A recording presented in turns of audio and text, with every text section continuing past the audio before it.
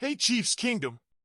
We're here with the latest Chiefs updates for you, and I'll give you all the details firsthand, but before we get into today's hot topic, be sure to hit that like button so you don't miss any of the latest Chiefs news.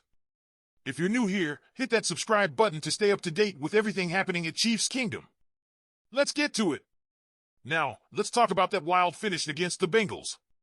Travis Kelce summed it up best when he said, "That was a weird finish, man." And he's right, flags were flying all over the place at the end of the game. Of course, the big moment everyone is talking about is that pass interference call on the Bengals that gave us the chance to close out the win.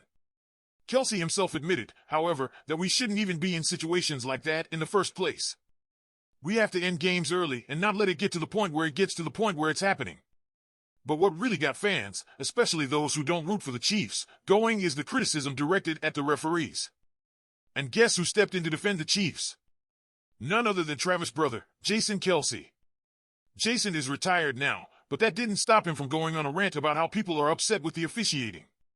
He got a good laugh when addressing the so-called controversy. Jason made a great point. He said, "I don't even know how controversial this is, I really don't." And honestly, I think most of us would agree. He put it perfectly, you can't run behind a receiver and expect to get away with it. Sure, people don't like seeing the Chiefs convert on fourth down thanks to a penalty, but what do they want? For the refs to ignore a clear pass interference call? Jason was blunt, rules are rules, and you can't complain when they're enforced, even if it benefits the Chiefs. Ultimately, though, Travis had the final say. He didn't want to get too deep into the argument. Instead, he kept it real and said what every player knows, we shouldn't rely on the referees to save us. We need to stay out of that situation, he said, and he's right. The Chiefs have the talent to close out games without letting it come down to the last drive, and that's what we all want to see. So, Chiefs fans, what do you think? Was the pass interference call fair, or do you think the referees are getting too much flack? Let us know in the comments below. Now, let's talk about the buzz surrounding this weekend's primetime matchup between our Kansas City Chiefs and the Atlanta Falcons. As much as everyone is focused on the game, there's no escaping the off-field headlines either. Yes, I'm talking about Taylor Swift. Falcons head coach Raheem Morris even mentioned it, saying he wasn't sure if his 8-year-old daughter is still a Swift fan. Crazy, right? He jokingly said, "I don't think she likes Swift anymore, but don't go after her, Swifties." But let's not get too carried away with all the Taylor Swift talk, even though her relationship with our man Travis Kelce is getting a lot of attention. This game is about football, and the Falcons know they're in a battle with the back-to-back Super Bowl champions. And it's not just Swift and Kelce, the Falcons have been paying attention to every star on the Chiefs roster, especially our MVP quarterback Patrick Mahomes. Falcons quarterback Kirk Cousins chuckled a bit when asked about Swift's frenzy, but he quickly changed the subject and acknowledged what we already know, the Chiefs are a force to be reckoned with. He even joked about how Swift could easily show up at the game thanks to his private jets, but he's well aware that the real threat comes from Mahomes, Kelce, and the rest of the team. Speaking of Mahomes, head coach Raheem Morris had nothing but praise for him, calling him one of the best players in NFL history. He even compared Mahomes to basketball legends like LeBron James, Michael Jordan, and Kobe Bryant. That's the level of respect Mahomes has earned. Morris said, "He's the best.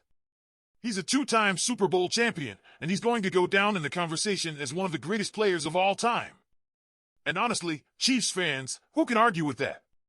Mahomes has already rewritten the NFL history books, and he's just getting started. Morris went on to call Mahomes an alien because of how unique and versatile he is on the field. He's seen every type of defense thrown at him and knows how to beat them. Whether it's moving in the pocket, buying time, or picking apart defenses, Mahomes can do it all. He's smart, he's unique, and he knows what you're doing on defense, Morris said. It's no wonder Mahomes is every opposing coach's worst nightmare. But Mahomes isn't the only alien on the team. Coach Morris had some interesting words about Travis Kelce, calling him as much of a freak on the field as Mahomes. Morris joked that you can't even draw Kelce's routes on a play sheet because even Kelce doesn't know what he's doing sometimes. But that's what makes him so special. Kelce's chemistry with Mahomes is incredible, and they seem to make magic happen whenever the game is on the line. Morris also gave a shout-out to Tony Gonzalez, the legendary tight end who paved the way for Kelce. He said the Chiefs have always been ahead of the curve when it comes to utilizing tight ends, and Kelce has taken that tradition to a whole new level with his incredible playmaking ability. "You definitely have to play long when you're covering Travis Kelce," Morris said.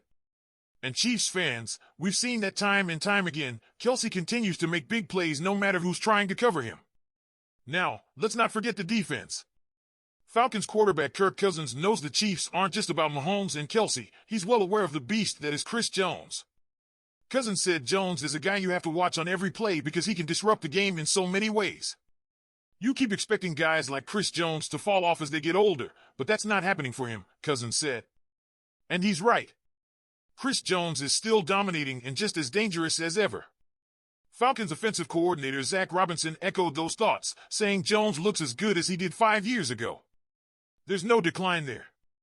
He's incredibly disruptive in every facet of the game, both in the run game and the pass game, Robinson said. So you know the Falcons are going to do everything they can to slow him down. But we all know how hard that is. Jones is a game breaker, pure and simple. So Chiefs fans, this is shaping up to be a huge game this weekend. Between Mahomes being called an alien, Kelce's unstoppable connection with Mahomes, and Chris Jones wreaking havoc on the defensive line, the Falcons have their hands full. But here's the real question. How do you think the Chiefs will handle this matchup? Will we see another masterclass from Mahomes and Kelce? Will Chris Jones take over the defense? Or do you think the Falcons might have a trick up their sleeve? Now, let's get started. More big news out of Kansas City today. Kareem Hunt is officially back with the Chiefs. That's right, the same Kareem Hunt who made his name here just a few years ago. After his journey with the Cleveland Browns, he's back home. But how will the team bring him into the fold? Let's break it down. Hunt was welcomed with open arms on Tuesday, receiving a warm welcome from head coach Andy Reid, GM Brett Veach, and of course, our QB Patrick Mahomes. Mahomes even shared how much time they used to spend together. It's clear there's a lot of love there. And while Hunt may not be the same player he was in 2018, he's determined to make his mark again. Hunt is approaching 29 years old, and while he's battled injuries like a sports hernia, he showed he still has energy during his tryout. He'll take it slow at first, spending the next 2 weeks getting up to speed with the playbook and working with the scouting team. Coach Reid says Hunt has the basics down, but the team isn't rushing him into any serious action just yet. They want him to be ready, whether it's this week or next. And let's be real, we all want to see him back on the field, but at the right time. It's worth noting that the situation has opened up after Isaiah Pacheco's unfortunate injury last Sunday when he broke his fibula. Hunt is entering a pivotal time for the team. But hey, it's all about second chances, right? Reid has made it clear that the team believes in Hunt's growth as a player and as a person. Mahomes even commented on how Hunt has learned from his past and is focused on becoming a better person. That's the kind of attitude we need on this team. As Hunt prepares to contribute, rookie Carson Steele will likely start Sunday against the Atlanta Falcons. Steele's Cinderella story continues as he takes on a bigger role, but it's great to know that we have depth with Hunt and veteran Samaje Perine backing him up. It's a challenging time for running backs, but there's no doubt that Hunt's return brings a glimmer of hope to the team. Now, Chiefs fans, what do you think of Kareem Hunt's return? Are you excited to see him put on the jersey for us again, or are you waiting to see? Let me know in the comments below. And don't forget, if you enjoyed this update, hit that like button and subscribe to stay up to date with the latest Chiefs news. See you next time.